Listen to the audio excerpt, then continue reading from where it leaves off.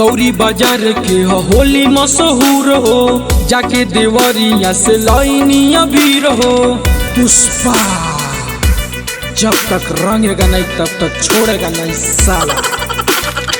गौरी बाजार के होली मशहूर हो, जाके देवरिया से लाइनी अबीर हो।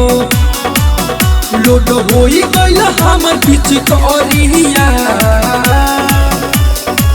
पुष्पा जब तक रंगेगा नहीं तब तक छोड़ेगा नहीं साला। ढोली में तू हरा रंगावा घोराई, डाल दे हम चोली के भीतरिया।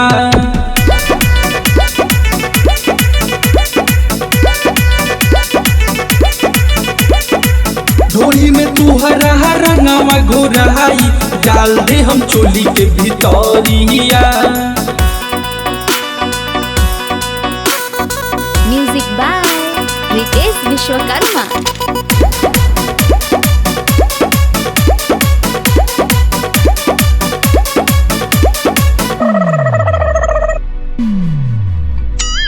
बैतालपुर से ले आईनी फिचकारी, डाले न देबू तो दे हम खूबे गारी। सिरजम के लइका न हवे या नहाड़ी, जहाँ न डाले के बाऊ हो वो भी डाली।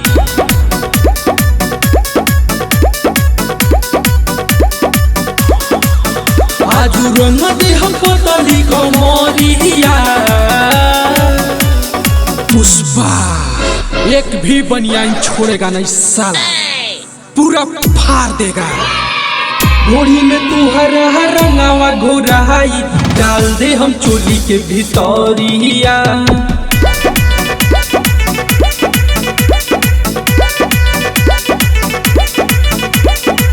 ढोली में तू हरा रंगावा घोराई, डाल दे हम चोली के भीतरिया।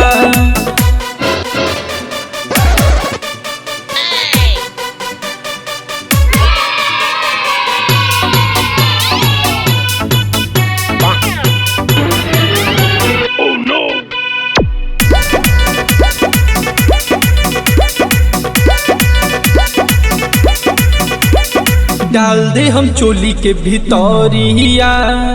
रंग लगाई तो कुछ नहीं होई, आज के दिन खाली हम तोहर टोई। नवीन प्यारे रितेश अवतारे, काटल काटल जोगिरा गावतारे।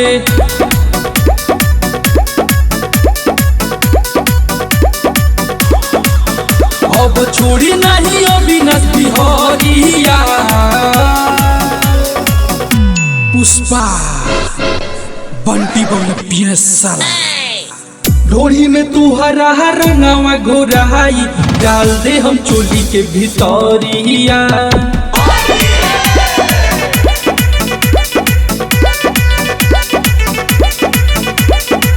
ढोली में तू हरा रंगावा घोराई, डाल दे हम चोली के भीतरिया।